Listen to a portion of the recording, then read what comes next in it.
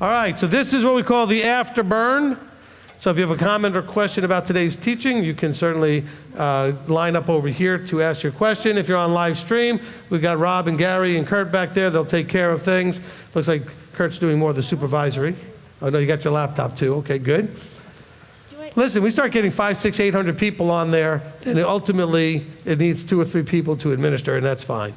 Okay, so we'll begin here live, and then we'll try to go back and forth. So as you guys get ready, Rob, with what you've got in the back, I'll kind of toss it back and forth. We'll take maybe 2 over here, and then go to you for 2, and we'll kind of work that through. Brianna? I don't know if this makes sense. Okay, so you said the battle between what we were created to be versus who we are now, I think? Yes. Okay, so, sorry, I keep pointing it. Okay, so what I thought was we're all created to be Yeshua-like, or at least that's the end goal. Well, it was the original intent and the end goal. But I also was thinking, so there's 2 trains of thought that came to me, and you can tell me which one was probably correct. Were some created to not be Yeshua-like in this flesh because he knew that they wouldn't be ready to be called in this life, but would be called in the millennium? Or were we all created to be Yeshua-like, and just some were not called in this life, in this flesh suit? Or... All right, that's a good question. Okay, so basically, and this gets into that kind of strange area of what Yahweh knew and what he knows and when he knows it, because he knows everything, the end from the beginning, and how he allows things to play out. He knew that all of us were created to get there in the end. He also then knows, after he allows for us to go through what we go through, those of us that would be able to deal with it under the conditions that we have now, and those that may need to have a millennial journey. I talked about this a little bit in the Zone 2 meeting today when we were discussing some of these millennial type of things. There's a, how do I want to put this? I want us to be careful to understand that we're guessing completely about things that we as 3-dimensional, flesh suit people have a trouble, understanding the infinite that's Elohim, okay?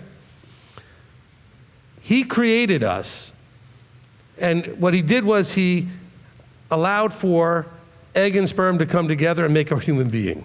And all the chemistry that goes in there and all of the things with the DNA, and that's why you have certain elements that you're like your mother or your father, and there are all these traits that pass down. Some things even from generations, certain things that may be reminiscent of 3 generations previous, and you look like a great-great-grandfather or grandmother, or have some sort of behavioral trait that sort of passes down through the DNA and through our chemistry. He breathed life into that chemical mix. He didn't make you the person you are with your personality and design that for you. You are a part of his created chemistry that he breathes life into. And then it becomes something with a unique personality. And then he watches that, I'm guessing, this is my guesses, he watches that and understands the choices that you are likely to make or that you would make. Because remember, he sees the end from the beginning based on how that chemistry played out in you. Now, in some of the chemistries, we have bad problems. We have people that have psycho-emotional problems, handicaps physically, and all these other things when the chemistry didn't go perfectly well. And Yahweh understands that, and the Father understands all those things. And so he has, I believe, a plan for all that, where people can have the full capacity so that they can make the choices that ultimately end up in an incorruptible body in the kingdom forever. And so as that chemistry comes together and he breathes life, by breathing life, it puts an earnest or a little piece of himself into, which makes us unique of all creatures, that interacts with us, that's connecting us to him. That part of that unique thing, he then will decide you, based on all of that stuff and your history and all the chemistry that you got from all of your DNA and all the generations, you may need to wait until the millennium for me to give you that opportunity to share with you and those kind of things, whatever that means. Or you can do it right now and get there right now, and I'm going to let you know who I am right now. Does that make sense? Does that kind of work for people? Okay? Because we're not necessarily and I don't think anybody's ever preached this that I've heard, understanding that there's a randomness to some degree on how your chemistry made you. Random in a certain sense that, two people came together and their chemistry worked out, which is why you have brothers and sisters in the same family that are similar in some ways and completely different in other ways. Okay?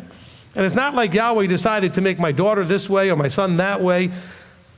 He allowed me and my wife to come together. We produced 2 children. They think very differently, and they think similarly in some ways. They act very differently, they act similar in some ways. They look very similar in some ways and not in others. There's a randomness to some of this.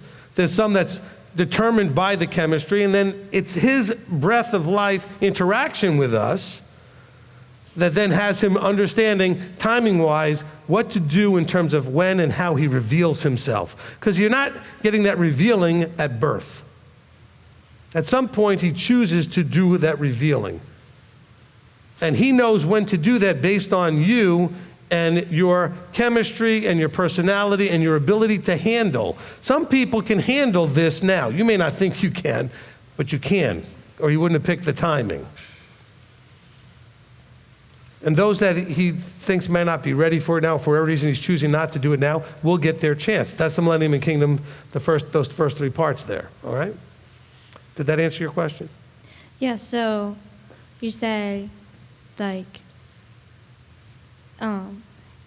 your personality or your DNA or whatever, he determines it based off of how he sees that, and then he chooses whether or not you should be...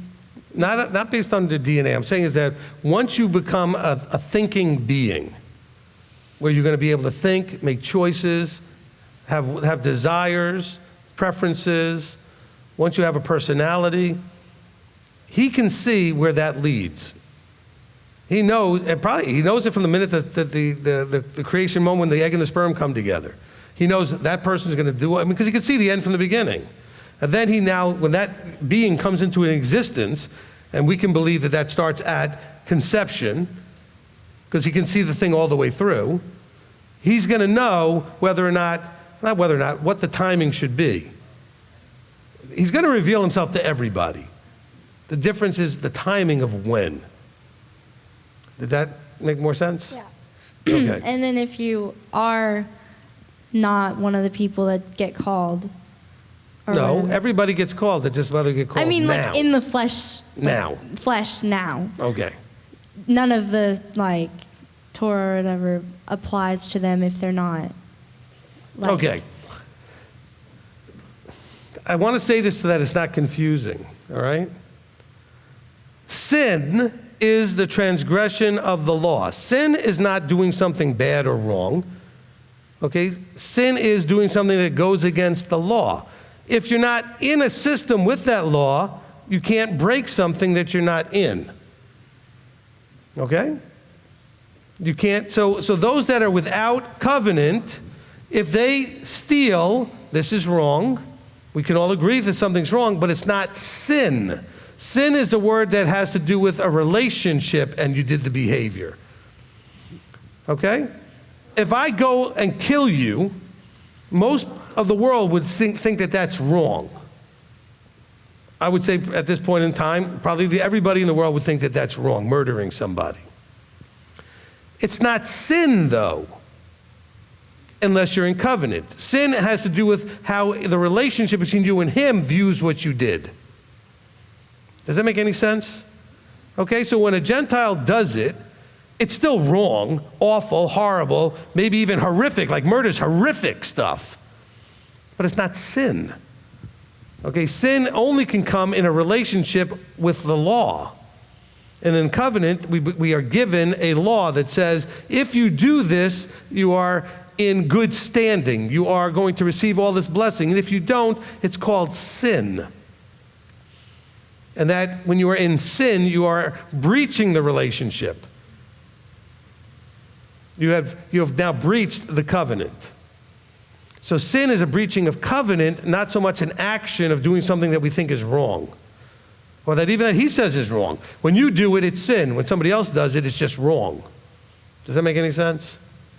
I don't keep saying that because I know some of the faces I'm watching are really processing and digesting this and look a little confused. I almost think I'm going to hear the cricket sounds. Okay? I get that deer in the headlights look from some people. But which is why we always do these Q&As, because I want to make sure that what I'm saying is actually being received as I'm trying to say it. So I'm not saying, and this may be hard, because you're always told that doing these wrong things, all that stuff is sin. Not the word you use when it's done by someone out of covenant. It doesn't make it okay. I never said it was okay.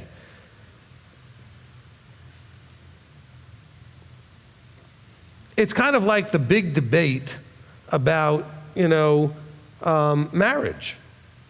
Okay? If a man and a man or a woman and a woman want to get married, but if marriage by definition is something a man and woman do, then it's not saying they can't have a relationship that the world would accept that makes them have a similar status, but we have a word that has a meaning. Do you understand what I'm saying? Okay, there's a definition. Sin is a definition of when you do these certain things that are wrong to do in a covenantal relationship, it's called sin. When you do it outside the relationship, it's not called sin, it's still bad. It still hurts people, it still causes problems. It just doesn't have that word on it.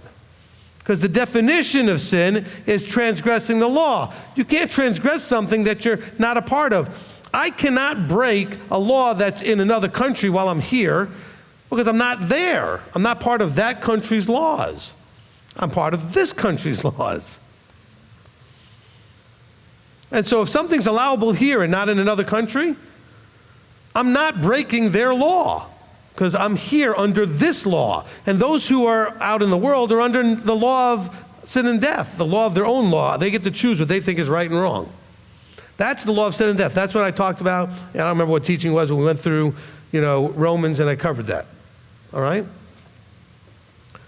The law of sin and death is the law that you have in your mind where you decide what is right and what is wrong, and it leads to you sinning and dying because you're supposed to be in covenant and not choosing for yourself. Okay? And so that hopefully can help you understand the terminology. Remember, we are so struggling in life to understand our relationship with Him because we have all these terms that are just not correctly understood because of the way the churches have taught them for so many hundreds and hundreds of years. So no, it's not appropriate for someone in the world to commit adultery or murder or steal or do any of those things. It's just not called sin if they're not in covenant. Only a covenant person can sin. Okay? Sin, okay, let's put it this way also. Sin is a relational expectation. By agreement, in covenant, you agree to listen and obey. And so when you don't, that's called sin. It's based on your relationship. Everybody out there that never made that agreement, how can it be called sin? This is why all of those pastors and preachers out there basically say that you can't sin anymore because there's no law. And they're right, if you understand it the way I just explained it. Without the law, you can't be called a sinner. You could be called horrible and terrible and gross and filthy and perverted and any other thing you want to call somebody, but you can't call them a sinner. Without the law, there's no sin. There's really terrible behavior, which is why almost every secular government has laws against the things that the Bible tells are bad to do.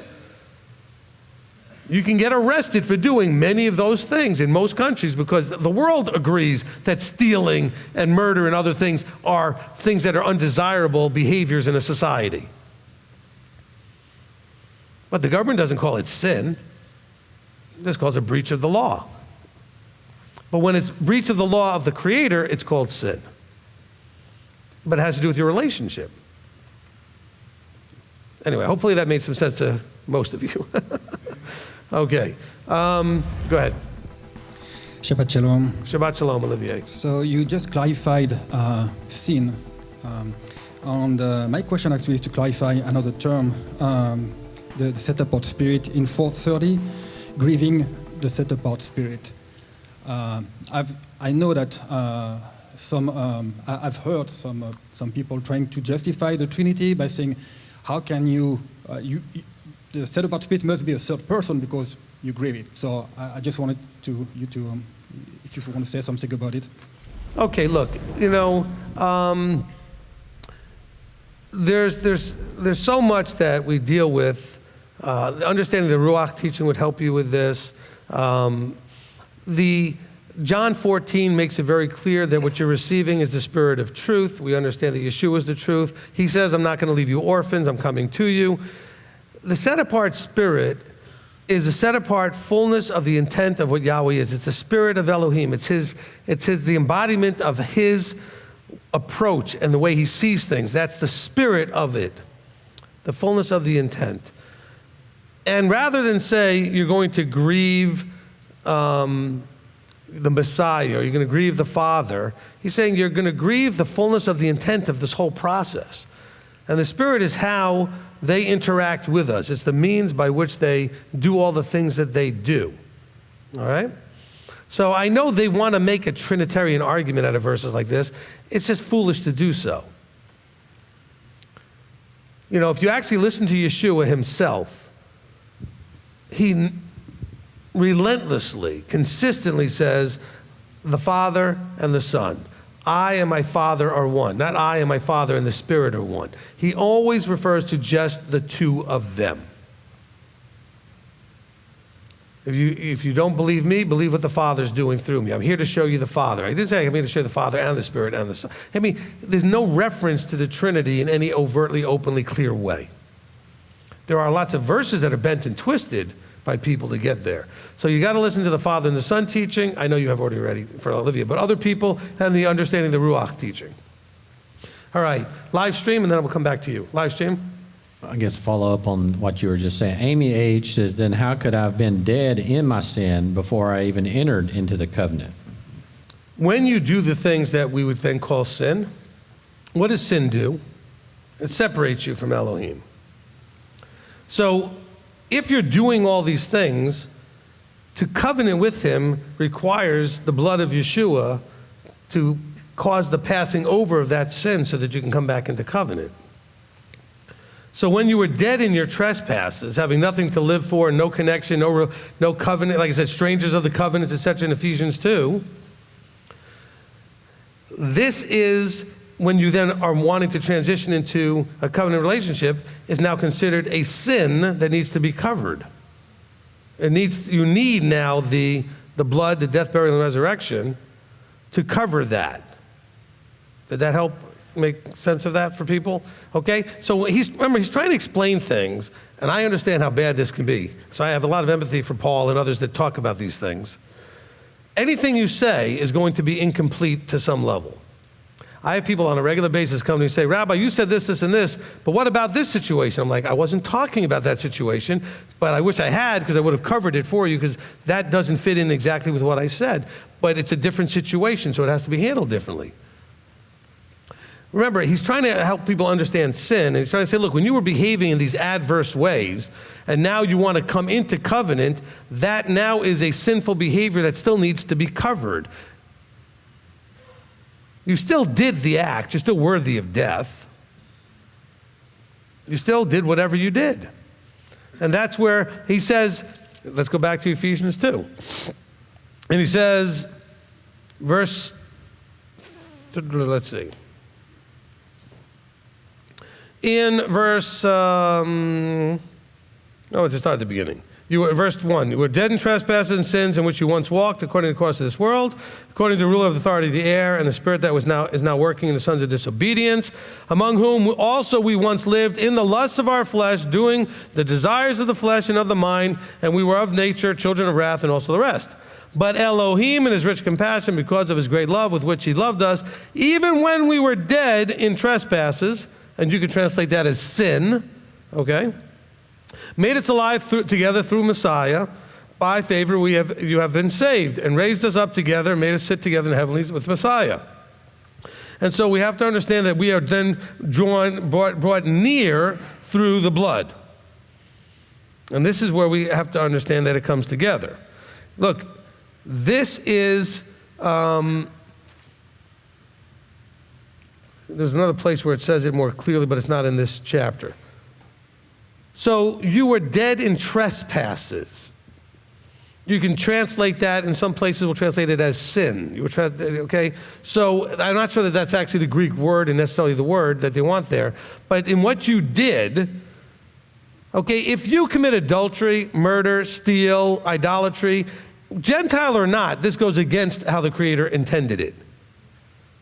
If you're going to come into relationship, it needs to be dealt with, because that behavior separates you from him. And that's where the blood of Messiah comes in and it gets applied. Does that make sense now? So let's not get caught up on if Paul decided to use the word sin in a place where it's a little bit prior to what it actually applies to. He's still applying it and understanding how the behavior relates to a covenantal relationship. But now you're able to enter that relationship because we have other verses that you know where we now have access through his blood. Because our behavior before didn't get us access. It actually removed us from access. And so when he wants to draw us, we then come into covenant through that act of Messiah to pay that price so that we can have access. Now that's probably clear as mud. There you go. Okay? Another one, Rob? Okay, from Bruce Taylor, it says, could verse 28 of Ephesians 4 also be connected with Malachi 3, verses 8, 9, and 10? Malachi 3, verses 8 through 10. No. Okay, Malachi 3 is trying to talk about, would a man rob Elohim? You are robbing me and your tithe and offering and everything else. Malachi is attacking the Levites who are not paying the Kohanes. That's a whole different level of problem, okay? If you remember, we just covered this in the Torah portion. The offerings and the tithes went to the Levites, and Levites then took another tithe of that and gave it to the Kohanes, okay? That's the problem that's happening in Malachi. Malachi is addressing the priests. Look at chapter 2 and verse 1. It says, and now, O priests, this is the command for you. He's having a problem with the way they're handling their responsibilities, okay? Now, in Ephesians, we're talking about, in verse 28, it says, let him who steals steal no more. We're talking about those that instead of doing work, physically getting out there and doing it, they're taking from others, okay? And so it's a whole different thing. Okay, Craig. Hello. There you go. You had said that Lashon Hara, that we ought to make sure that what we're talking is truthful. Isn't that the difference between Lashon Hara and slander? That Lashon Hara is actually spreading something that's not uplifting but that actually did happen. And that slander is actually when you're making something up about somebody. That Lashon Hara can actually be a very truthful event that happened, and you're informing somebody else of something of a private event that happened. Like just recently, say my mom and I, not an argument, but I don't know what it was, and she took things differently than I did.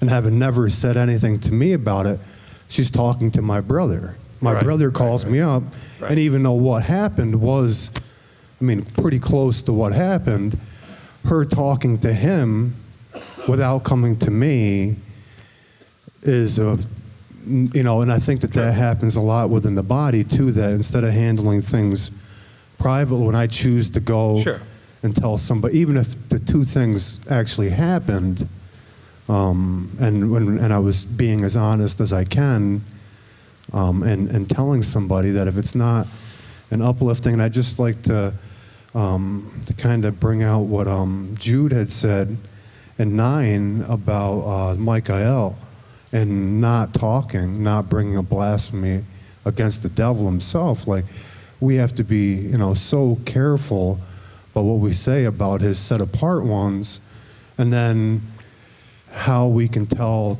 the set apart ones, and we just have to be really, really careful. Okay, I'm going to agree with everything you said except one point that, just for clarification. Okay, Lashon Hara covers both slander and truth. Okay, because when the first episode that we consider for Lashon Hara that is universally the sort of the flagship of what the Jews would talk about Lashon Hara is the spying out the land. But they brought a slanderous report. So Lashon Hara covers both if it's true and you shouldn't have told anybody, it was not appropriate, and if it's not true. So Lashon Hara covers both. But everything else you said I agree with, completely, okay? But just understand that the idea of evil tongue or the wrong speech that way can cover telling people that should not be told or exposing something even though it's true, or even if it's not true. It covers both, okay? And then I've heard that, especially from the Orthodox, that when somebody speaks Lashon Hara about you, you get all of their mitzvot, and they take on all of your sin. Which it's If probably that were true, that would be great. I don't know if it's true, but it helps. But it's a great mindset to think about to discourage you from doing it. And it doesn't, when you hear Lashon Hara being talked about you, I mean, if that is in my mind, it has no effect on me other than to pray for them that they don't know what they're doing. And, for me, it's like, okay, if you're going to talk poorly about me, if that really is the case, like, it really takes a lot of the person or the anger out of it for me when I hear somebody. After I heard that, it was like, okay, I get, it just helps me. That's good. Look, I felt like the Ruach just gave me, I don't usually say it that way, but I just wanted you to understand that that's kind of how I feel. Like I get things that come when someone's speaking and it connects some dots together. I think rather, Craig, than just think of it from the Orthodox way of like, well, you get their merit and then they get your, what about if there was a more of a relationship to the false witnesses? That what you would have done to them ends up being done to you. You're trying to embarrass them, you get embarrassed. You're trying to hurt them, you get. I think there may be more of a cause and effect, reaping and sowing, that connects to that actual Torah instruction, that what you would have done to them might then end up being what boomerangs back on you. Okay? So that may be also a possibility. But I like the way that the Orthodox put that as an effort to discourage the behavior. Okay? I don't see any basis for it in Scripture to believe that that actually is true, but certainly the point being you're trying to hurt somebody and yet they're actually going to merit favor that you're trying to think you get for yourself, and you're going to get something negative back because you're causing the problem. If you watch what happened in the first episode of that Lashon Hara with the spies, they end up with all kinds of problems because of their foolishness and their slander and their Lashon Hara. And everybody else that, not everybody else, the two that didn't listen got all the benefit. They merited a lot of favor. Okay, Joshua and Caleb as opposed to everybody else. All right? And by the way, notice that the people all got in trouble who listened to it, not the ones who just said it. The people that bought into it. So let that be a lesson to all of you. Well, I wasn't spreading anything, but you listened, you entertained it, you bought into it. They all died in the wilderness for entertaining and buying into the spreading of the Lashon Hara. And by the way, that's happening, I know you guys love when I do this, right now, and continues all the way back to whenever anybody's been in ministry, not just with me, but that happens all the time. There are people out there who if Billy became the leader up here, they would do it to him. Actually, they're doing it already now because he's up here enough. That anybody in this position is going to have people spreading things, and the challenge is, what do you do in terms of receiving it? And the sad part is a lot of people buy into it without doing whatever they need to do, and then they are now in the same guilt of the Lashon Hara. Oh, but I didn't share with anybody, but you listened and bought into it. You entertained it. And look at the example of Israel. All that entertained what happened when they went to spy the land, all got to die and not go in the land. What was their sin? They entertained the Lashon Hara. They entertained the slander. They bought into it.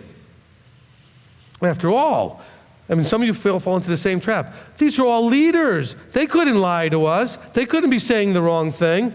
Only 2 people think that everything's great, but the other 10, they're saying this is a bad news deal here. This is not a good idea. So some of you think you're really strengthened in your choices because you think that you heard more people say A and less people say B, so you believe obviously A must be true. Well, the people that are not happy are louder. Did you ever notice that?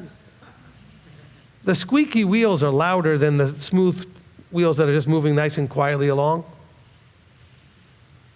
And so you're listening to the squeaky ones. It's very unfortunate. Okay, Steve. And then after Steve, we'll go back to the live stream. Okay. Help me if my thinking is right here, because we're talking about speaking in truth. So among one another, wouldn't I have many perceptions? Because I can't say I'm speaking in truth to a brother and sister and expect them to line up with my version or my conception of what the truth is without discussion. Okay. And then I'm going to add on, and then we should take the importance of the discussion not by convenience, but by maybe the other people that are involved in the discussion. Because if it's important to you but not important to me, if I put you off, doesn't that make offense to you because I don't see your importance? And then the last part would be, we can't set a standard for others and tell them that they're not meeting up to Abba's standard when it's our standard. Is that kind of all twisted together? Okay, no, that's good. That's good. I just want to address the first one you said, which is very important that you understand that because of our being emotional creatures, all right, we are. And there's nothing wrong with that. I don't want you to be emotionless. But because we are emotional, it's very hard for us to have a perfectly clear understanding of anything. Because the anything will often, or almost always, be clouded in some way or to some degree by our emotions, how we feel about it, in other words. So your feelings are going to, so when we say about speak only the truth, well, the truth may not be what you see, and it certainly may not be what I see, because we are still going through our filters of our preferences and our perspectives and how we feel about things. So, because I know a lot of people are running around really strong about what they think is truth about something. But I'm going to tell you, we're still seeing a little bit through that dark thing instead of the cloudy dark glass as opposed to the clear, because unless you can get to the place where you're disconnected emotionally from the subject matter, you are probably filtering it to some degree. That's not to say you can't disconnect, but that takes an effort to make sure that you don't have a dog in the hunt, so to speak, that you don't have a preference that you're skewing towards because that's what you'd like it to be. Some of you listen to what you listen to because you want to believe it. Whatever it is. I'm not even talking about like people saying stuff about me. When they say stuff about you, somebody says something about you and you want to believe it, so you let it come in and then it speaks into your life and you own it. And a lot of times it's negative garbage that you will let them say, but you, for whatever reason, have developed in your personality where you want to believe that they're right. I am a loser. I am no good. I am worthless. I have no value. And that preference will get you to listen and believe people because you want to believe it. You see what I'm saying? Same thing like when I tell you you can make it and you don't want to believe it.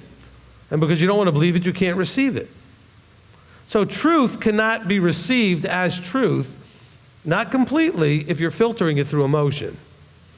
And the emotion being a preference, a way that you want to see it or believe something to be. I have a lot of people that argue about some of the things I teach because they cannot disconnect emotionally from how they used to see it. They can't. They will listen to a teaching, I'll give you an example, like divorce, remarriage, and putting away, and they're so stuck emotionally in how they always understood it, which is different than what I was saying, that they'll contact me and say, well, what about this verse in Matthew? And I'm thinking, I spent 30 minutes in the teaching on that verse. But they could not receive it where they were emotionally. They didn't say, I disagree with what you said. They said, well, what about this verse? I'm thinking, the one that they would bring up would be one I know I spent like half the teaching on. And that just shows emotionally they couldn't receive the information. Because it's swimming upstream against this huge, strong current of what you already think you know or believe. And so you can't receive it. When I tell you guys you can make it, there's still people in this room that are not sure. I didn't say you would make it. I said you could make it. And some of you are thinking, I don't believe that. You can't receive it. And that's because you emotionally are still bound to this belief So putting a new belief is very hard to do until you let go of the old one. That's what's going on here in Ephesians 4 also, when it talks about there's the old you that's supposed to be buried and put away, and then there's a new you. But you can't still think and believe like the old you as the new you. The old you thought you were garbage and useless and had no value because that's what everybody in your life told you. The new you believes that you have an amazing value, the Father loves you, and you have an opportunity for eternal life. Those two beliefs can't reside in the same head. One of them has to win out. And that's where we struggle. Does that make sense now? Did I explain that? All right, good. Okay. What was I up to? Live stream. Okay, from Yanni, talking about forgiveness. It says, I forgive my ex now, and I pray for him, Abba, to give him peace. Is this enough for now? Because I feel bad when I forget praying for him and end up forgiving myself, and then a circle is born. Okay. Forgiveness. See, this is again the challenge. I know you've listened to the teaching. All of you listened to the teaching. Forgiveness has nothing to do with anything beyond releasing the negative emotions towards what happened. Forgiveness doesn't require you to pray for the person. Forgiveness doesn't require you to do anything in terms of interacting with the person. Forgiveness is the act of releasing the negative emotions connected to what happened. I am no longer going to be angry and bitter towards you. I'm no longer going to be feeling pain because of what you did. I'm no longer going to be holding on to that, whatever it is, that negative emotion. That's forgiveness. Now, Yeshua says that, love your enemies. He says rather than want to fight them, pray for them and other things. Certainly, it's appropriate to pray for people that you've needed to forgive because clearly they need prayer, because if they did something horrible to you that needs to be forgiven, then they are probably capable of doing it to other people too, and you should pray for them. You're not required to do this. In other words, you're not in a problem state when it comes to the forgiveness part. Okay? So hopefully that clarifies it. Forgiveness, it's simple to understand, hopefully, not simple to do. You must no longer feel pain, suffering, anger, bitterness, negative emotions about what happened. It's simply something that happened that caused pain back then, that you now have as a lesson learned, and you have things that you got value out of in terms of the experience. Hopefully you learned something, so how to avoid it in the future or whatever it is, but you're no longer sitting there suffering anymore and wanting to lash out and wanting horrible things to happen to the other person because of the pain that you're still dealing with. Now are we good? Hopefully. Okay, Shaquez? So talking about forgiveness, I think you've talked about this before, and if you could just, as a reminder for us, that forgiveness also means forgiveness of self. Oh yeah. Forgiveness is an all. Look, if you have negative feelings towards yourself and you resent things you've done and you blame yourself, and all that negative stuff has to be released. Listen, we'll have a little heart-to-heart here. Why would you choose, and you probably don't think you're choosing, but why would you choose to keep a wound open instead of letting it heal? Why would you choose to continue to peel the scab off and bring that wound out into the air and suffer and suffer and suffer? Well, but the thing is still happening. Well, then that's different. Now you need to get out of the situation that keeps causing the suffering. But if it's something that happened and isn't happening now, you need to let it go. I said earlier that most marriages have this problem or that problem. I'll give you another problem most marriages have. You guys still hold on to, I do this too, everybody does, we hold on to things that happened, and so then we get to throw them in each other's faces because we haven't really let it go. Well, remember when you did that and you always do this? Then you haven't let it go. But then you'll say, but then it doesn't get fixed. Fixing it doesn't have anything to do with letting it go. Let go the emotion part and then address how to deal with it so it doesn't happen again. But if you're going to still have the emotion, it's going to be very hard to address the issue because you're going to come at somebody with all that anger and bitterness and sadness and all this other pain, and they're not going to receive whatever you're saying very well when you're flying at them with all that. Does it make any sense to anybody? Okay. Janet? Rabbi, thank you about the teaching about forgiveness. I've listened to it a few times, and I've recommended it to a few people. And, you said that we are not required to pray for that person, but I have, in my own experience, and even with clients, that whenever we pray for somebody who has hurt us, that somehow our hearts can change. We start to feel compassion for that person who was in the wrong or did something to us. And I think that helps us to release some of that emotions. But what do you think about that? So what you're saying is, I want everybody to receive this the right way, that this is a tool that can, for some people, work. It won't work for everybody. Okay? So everybody should listen up and try what Janet said and see if that makes a difference for you. In other words, that you have a forgiveness issue and then you pray for that person and see if that may not actually work because it's worked for some people. So what she's given you is not an instruction that you have to do this. And it doesn't necessarily work for everybody, because some of you are thinking, I don't even want to think about that person. If I'm going to try and pray for them, I'm going to pray coals on their head, okay? So what I'm saying is, but it has worked for some people. So if you're struggling, try it. It may work for you. I can see how it could. All right, next. Thank you, Rabbi. When you were talking about verse 1, chapter 5, verse 1, it says, become then imitators of Elohim as beloved children. I was thinking that this, for me at least, it was maybe the key point, right? That I need, or we need to embrace that identity, that we're children of Elohim, and that they call it, they were beloved children. For me, it was like, oh, that's awesome, because before we didn't see it that way, like he adopted us, and like I think about kids who are adopted, that they have to have a process for them to start seeing their parents as their actual parents. They have a relationship that needs to be formed.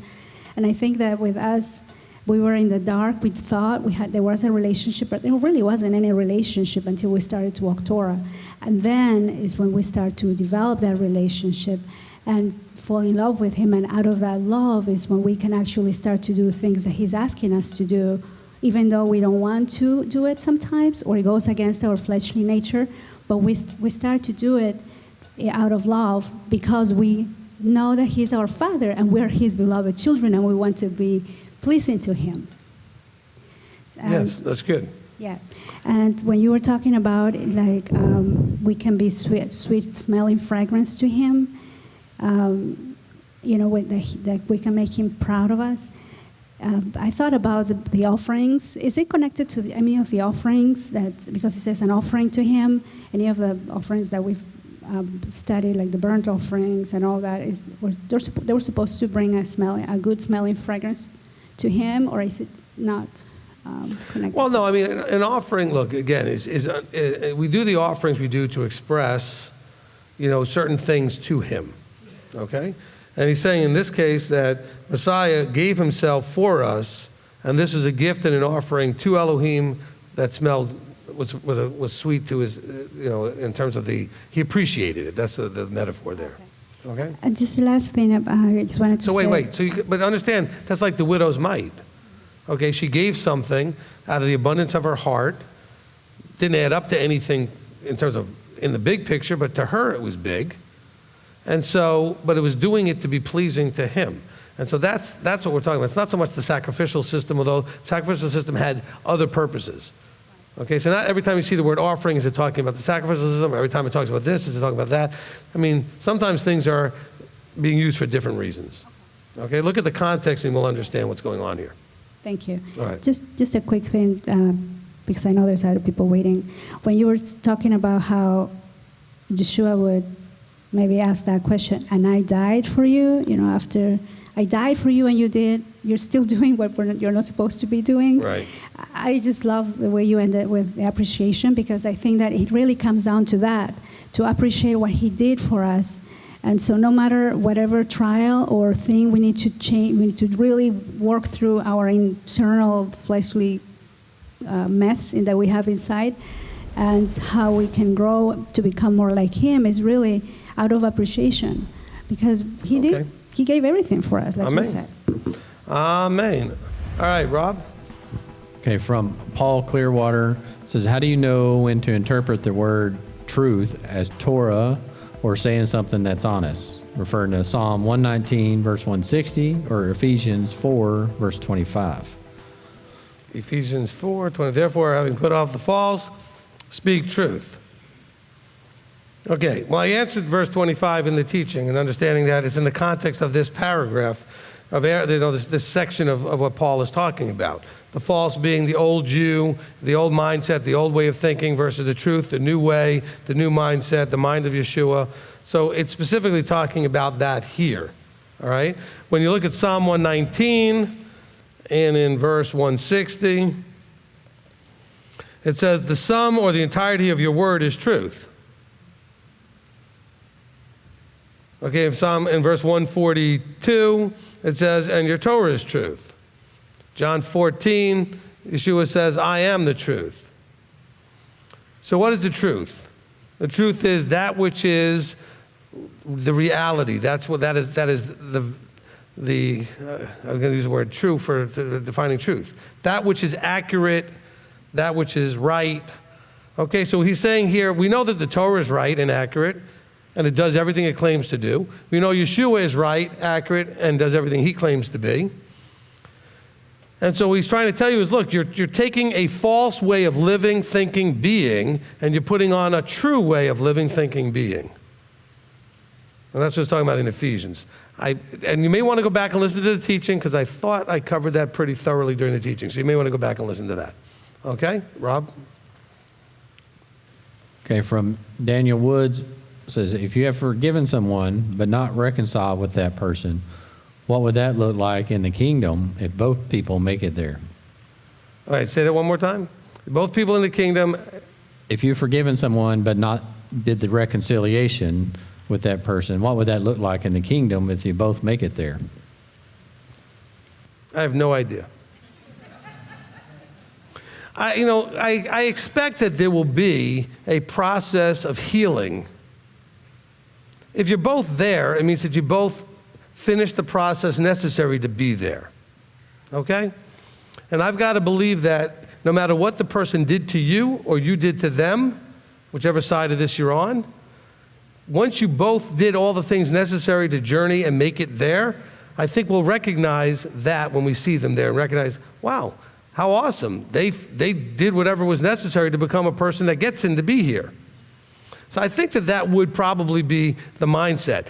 Because you'll be thinking, wow, I didn't see this coming. I thought this person was so horrible that surely they wouldn't be here. But they're here, which means they journeyed through some things that I didn't get to witness going through that got them to be the type of person they would be here.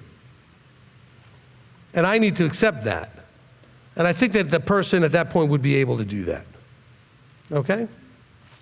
Because we should hope that whatever horrible garbage was in that person's heart and head that caused them to do whatever it was, because some of the things that you don't forgive and you don't want to restore aren't that horrible, but they're horrible enough just not to want to have a relationship. Some of them are really atrocious.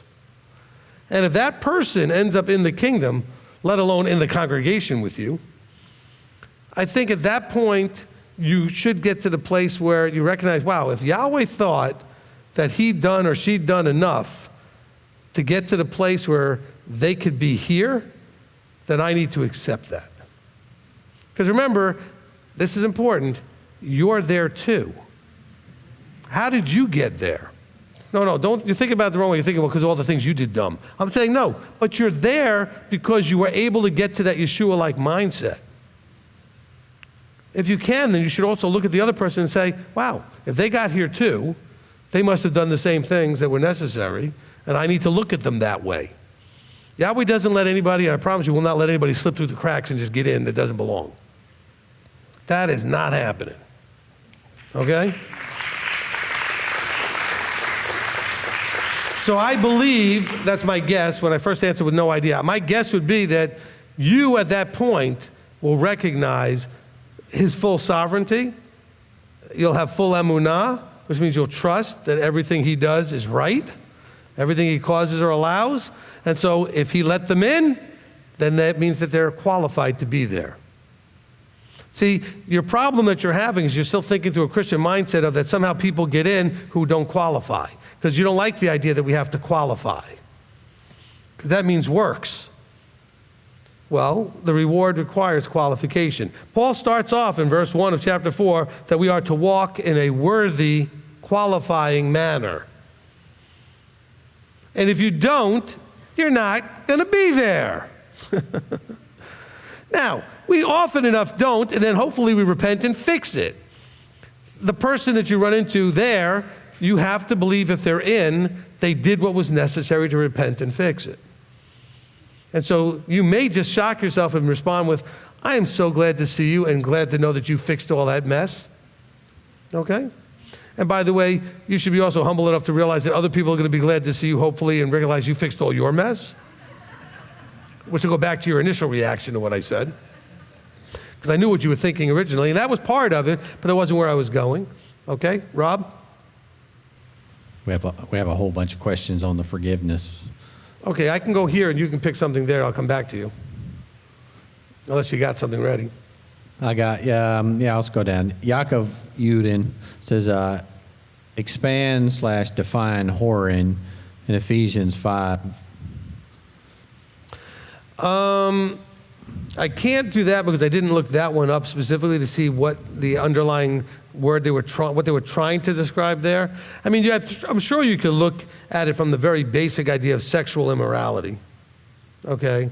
It also could be looked at from a spiritual point of view of going around and doing things, because he called them basically spiritual adulterers when they did some of the spiritual things. But I'd have to look more specifically anyway. It's just trying to get the idea that, look, if you're going to be disloyal in relationship, because people that whore around are not loyal in their relationship.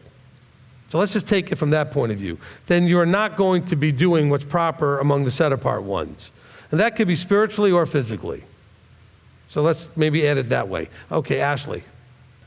Okay, I wanted to go back to the forgiveness thing. When I was sitting over here, it dawned on me, with our discussions of owning things and not shouldn't be owning things, it dawned on me that the Lashon,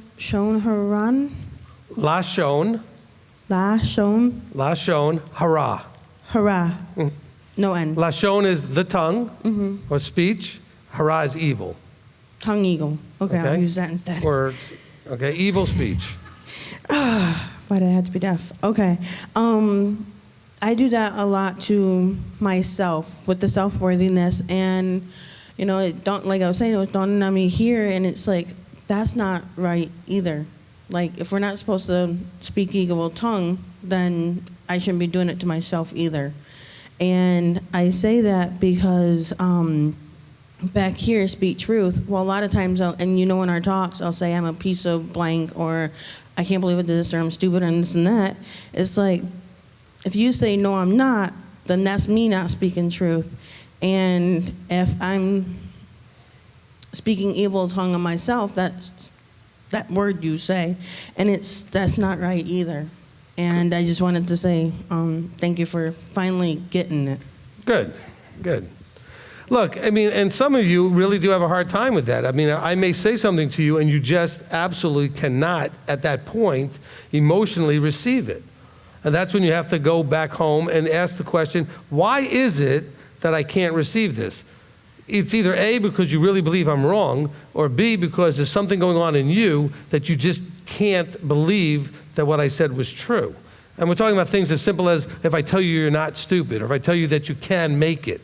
We're not talking about arguing and debating over a Torah issue. We're talking about if I tell you that you can do something you don't believe you can do. And that's when you now have to have the internal struggle dealt with of why. And that's probably years of people speaking into you, you speaking into you, all kinds of negative junk. And it's yielded that fruit. Garbage in, garbage out. Okay? And so that's not the point of finger at you. It's just you have to understand you're a product of habitual thinking. Relentless habitual thinking. And then you end up believing what you're thinking. And so, by the way, you can fix that by changing what you're thinking and creating a new habit to think differently. You know, I watch a lot of motivational development stuff. And one of the things that is consistent among all of them is that the difference between you and successful people in whatever you think is successful is one thing more than anything else. They're thinking differently. Because their actions come out of thought. So their thinking then means they also are believing differently than you. They believe things are possible you don't think are possible. They believe they can do what you don't think you can do. So some people think, well, they had some advantage and that's why they're rich or they're successful or they're better. No, they believe and think differently than you do, and therefore they acted differently and they got a different result than you do. If you think like them, you can get the same results because eventually you'll act like them. That's the whole point of Yeshua. Think like me, and you'll start acting like me, and then you'll get the results like me. Amen?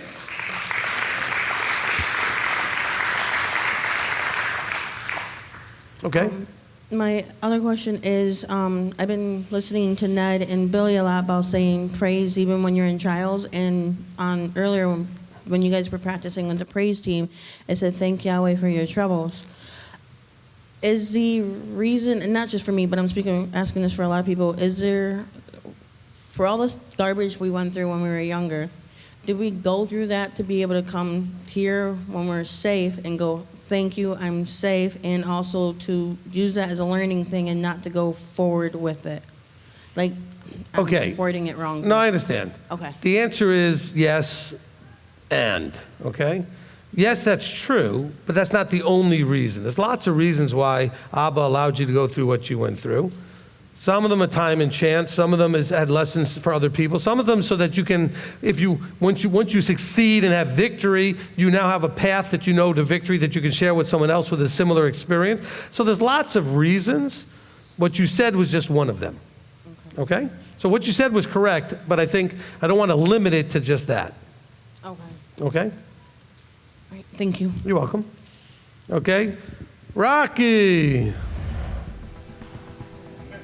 Looks like Rocky's younger brother. Hey, thank you, Rabbi. Man. This is tough. I was going to say something to you earlier and I forgot. A man is only as good or as great as he can fix his mistakes. And you know, I've heard that basically from you. You said that in several different ways.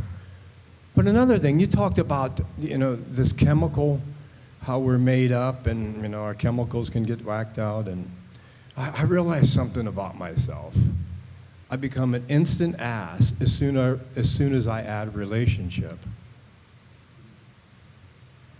I mean, I can't understand it. When I put another human being that's going to be part of me or that I want to be part of, how I can act so ridiculous. Over stupid things. Like he was saying. I mean, I would get upset over, she would share about how she liked rap, and I'd want to hang up on her. Like, if you want to, you like rap? I mean, how can you like rap? It was just silly, the things that I've realized about myself, for what it was worth. Thank you. You're welcome.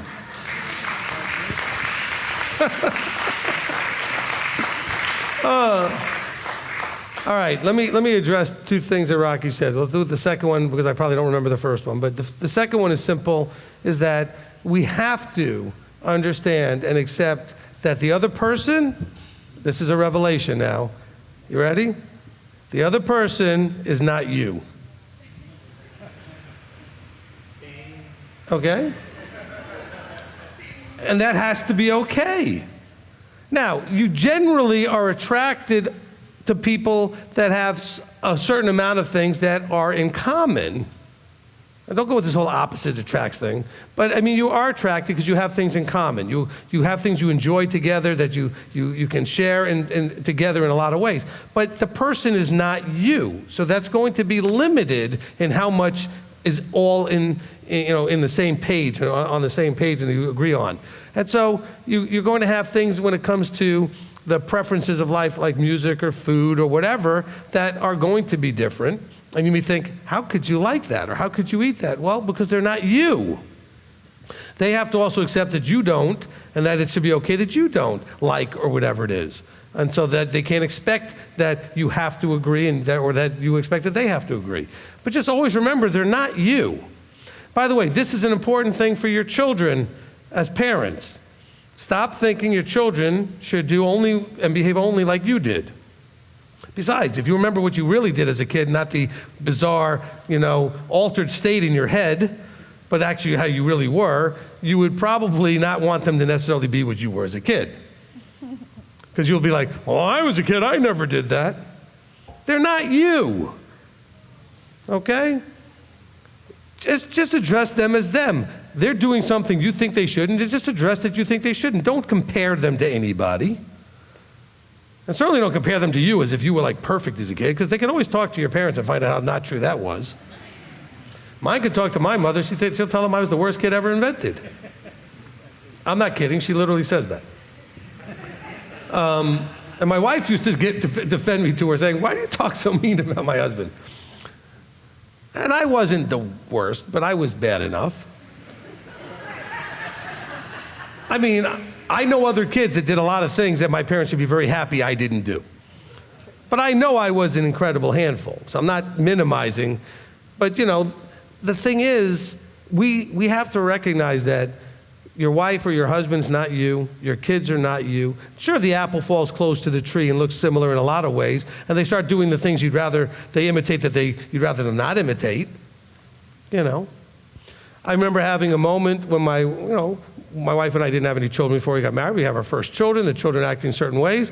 And at one point, my daughter was very young, and my wife was going, I don't understand why she's doing this, this, and this. And I said, because she's you. That didn't go over very well, by the way. So I said, because I live with both of you. You're both like that, but you can't see it in you. You see it in the other person. Okay? And so it's hard. It creates a blind spot. And so other people watch and go, the reason you two fight so much is because you're so alike, and you want to kill them for saying that. How dare you say this person who's my mortal enemy is like me? But that's part of why we struggle, is when you are acting sort of similar and dealing with the same struggles, even though you're arguing about whatever you're arguing about.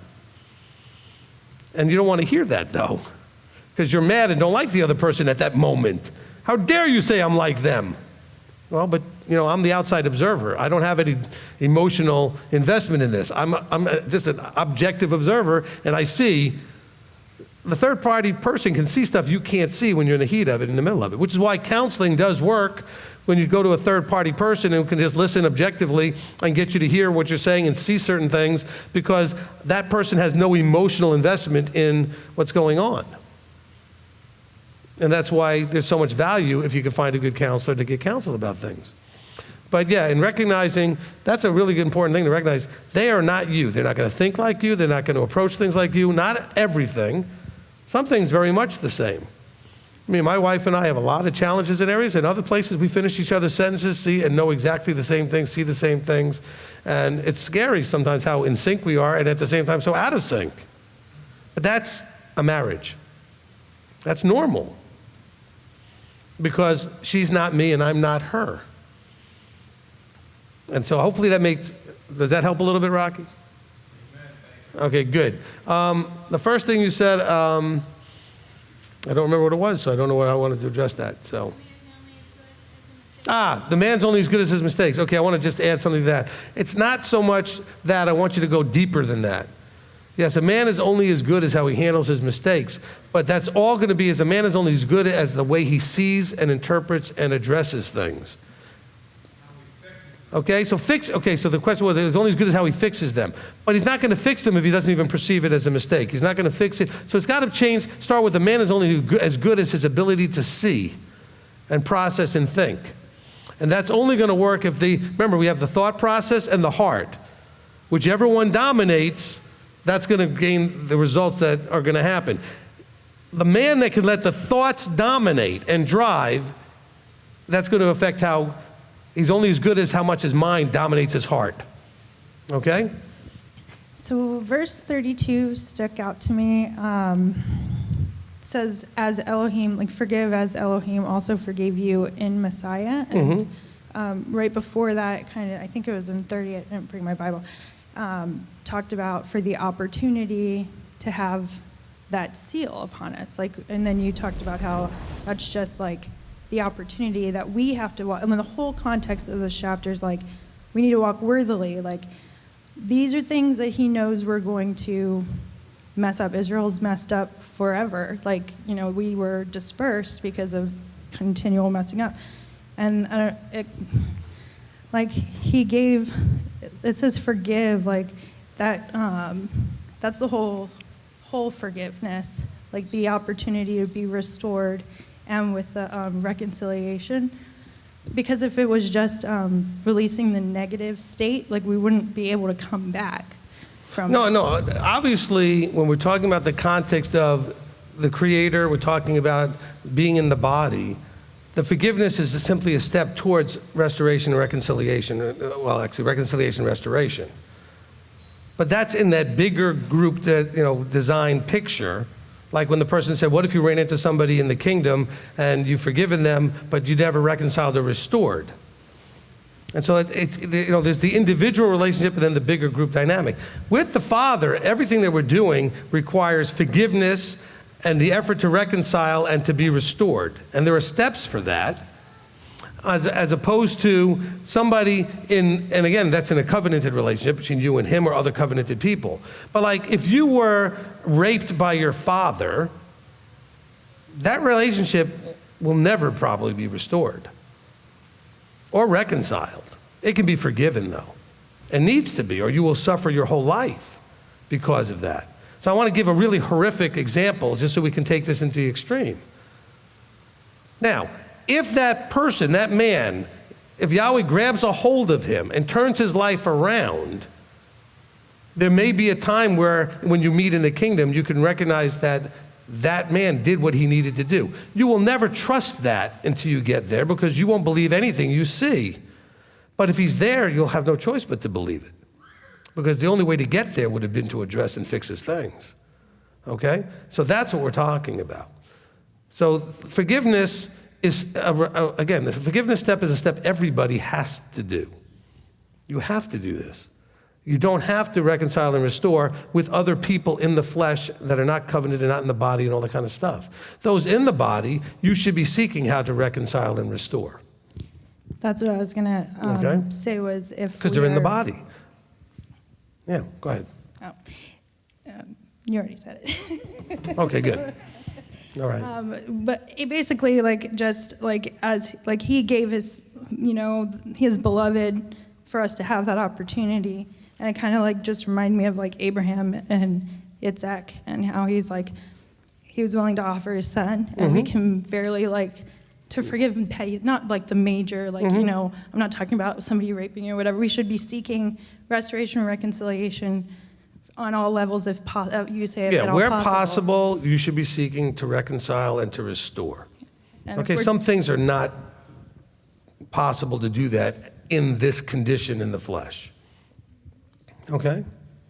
So becoming like Elohim is like, we need to be able to do that and like sacrifice what we love most. Like, you know, like Abraham was willing to give up Isaac, like Elohim gave up his son. Absolutely. And like, we can barely want to be sitting in the same room with one another just because of stupid things that go on. It's like we need, it's like that. Look, take it on a more ridiculous extreme. And I think the word ridiculous may be inappropriate, maybe it's appropriate, I don't know. But we have people that won't forgive, won't reconcile, and won't restore with people that never did a thing to them. They did something to somebody else. And I think that's something that really needs to be addressed.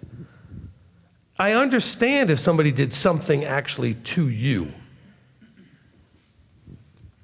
But if they didn't do it to you, why do you take it as strong or stronger sometimes than the person it was actually done to?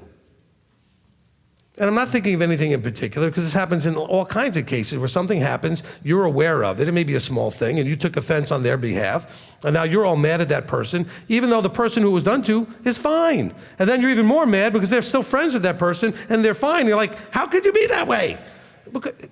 They didn't do anything to you, though. I'm not even talking about like when it's a big thing. I mean, I've seen people do this and lose friendships over the stupidest little things that didn't even happen to them. And then you're mad at the person for, well, I can't understand how you can still be friends with that person. After all, they lied to you. They did this. They did something dumb, whatever it was. I'm like, can you at least save that if you have to go down that route for when it happens to you? I mean, I still don't think you should do that either, but at least at the very minimum, can you just save it for those moments and not have to be offended on behalf of somebody else and take on a bunch of stuff? I think that I don't understand that at all. Okay? All right. I kind of wanted to talk to you about 4:27, where it says, not give place to the adversary. Right. So, how's that we're not supposed to be bring adversary between each other, and how's that work in the structure? I mean, upwards and downwards of bringing adversary. I mean, obviously between brethren, but say, an example, you and I have an argument versus me and my wife have an argument. Where's that adversity stand? We're going against Yahweh. It's not about having an argument or not. We're talking about acting in an adversarial way. Acting in a way, what's the devil known as? The accuser. So now we're accusing, we're acting as an adversary. I mean, this is the kind of thing. It's not just I disagree with you and we have a little argument, okay?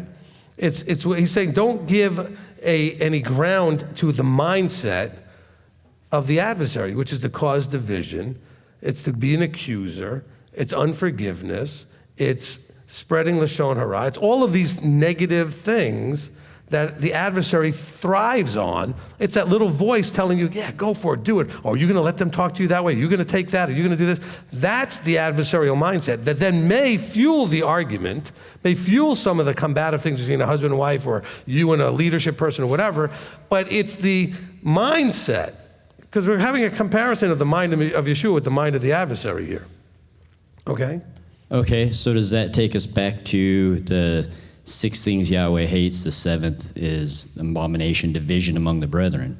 Well, I don't know if it takes us back there, but it certainly applies. Okay. All right. It certainly applies. Okay, Cole?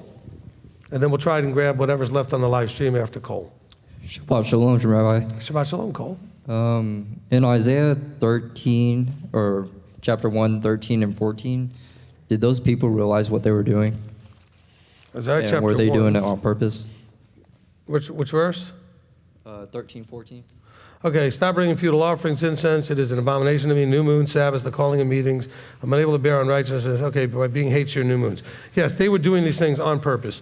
This is a lot of what he's talking about exactly here in Ephesians. The idea of doing things in the futility of your own mind. We decided we're going to do it. This is what we think is right. We're going to attribute it to Yahweh. And he's saying, I don't endorse. I don't like. I am not for you're doing things your way that I told you to do. You do it my way if I told you to do it. So it's exactly the same type of things that's going on. Okay? And also, verse 24, it talks about... But they weren't doing, but just clear, they weren't doing this out of ignorance. They were making choices to do what they shouldn't do. Okay? And verse 24, it talks about adversaries there too. Therefore the Master declares, Yahweh of hosts, the Elohim of Israel, I shall be eased of my adversaries and I shall be avenged of my enemies. Yeah, and again, the adversarial idea is that I'm going to do what you don't want me to do, and I'm going to do it in your face. This is kind of like the Pinchas moments, those that were doing what they were doing. And I'm going to claim that you're okay with it. This is all the things that happen on Sunday and the church has been doing for 2,000 years. Okay? So you can't go to Isaiah and say he had a problem with Sabbaths and new moons. He said, I have a problem with your days of rest and the way you're doing things and the way you're approaching things and how you're applying my instructions. Okay? Excellent. All right, Rob, anything else real quick? Because it's 6 o'clock. Okay. I just put out here when you were talking about the sin thing, well, several people said you may want to put that on your list as maybe a teaching or something to go more into, because that's people coming out of the church. That is the doctrine of Christianity, bringing you're coming out of your sins and bringing it to the altar and things like that. That's what they've been told their whole lives. So I told him I'd mention it. Okay, we can do that. Somebody make a note of that. Somebody make a note of that. I'm going to forget. We'll say from Leanne says, if obedience is the key to Yahweh's heart and his covenant with Israel, would it be correct to say that love is that which turns the key to Yahweh's heart?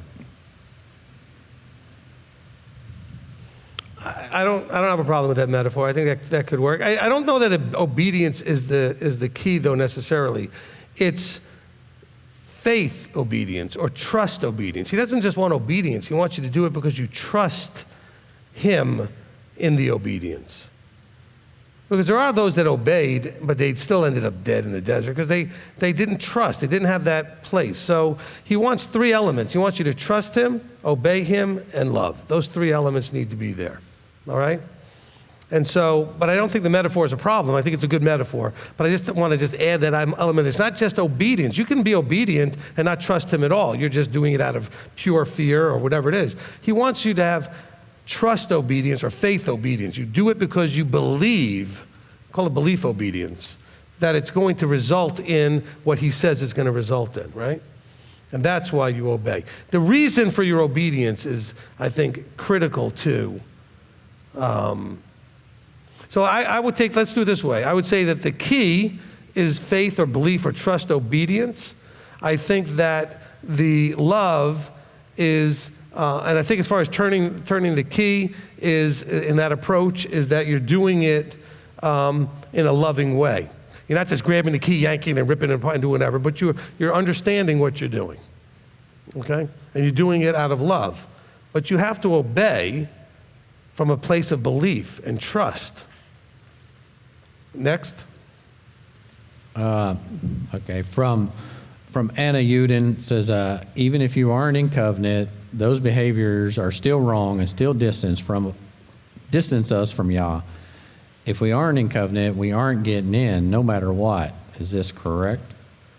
Okay, I think I'd rather rephrase it, all right? If you're not in covenant, okay, you're either not going to get in because you rejected covenant, or he hasn't yet offered you the opportunity for covenant. So ultimately, if you choose not to covenant, you don't get in. I don't want you to think of people that are right now not in covenant or not getting in. It's the people that choose not to covenant that don't get in. So let's be careful with that. Now, as far as separating us, if you're not in covenant, you're already separated. So anything you do isn't going to make you more separated. You're still separated. Hopefully that makes some sense. I mean, if you're already separated, what, are you going to move further apart or something? I mean, you're already separated. So at that point, nothing you do matters in that aspect. It matters in your relationships with other people because what you do is going to affect them. But as far as you and the Creator, if you're separate, you're separate. If you've been drawn near, you've drawn near. And you do the things that cause one or the other. But doing more of one doesn't make you more separated. So hopefully that answered that question. Anything else? No, nothing that's... Yeah, no, we're good. That's a good stopping point. Okay, and by the way, all of you on live stream are welcome to blame Rob for the arbitrary decision when to stop. Okay? All right. All right.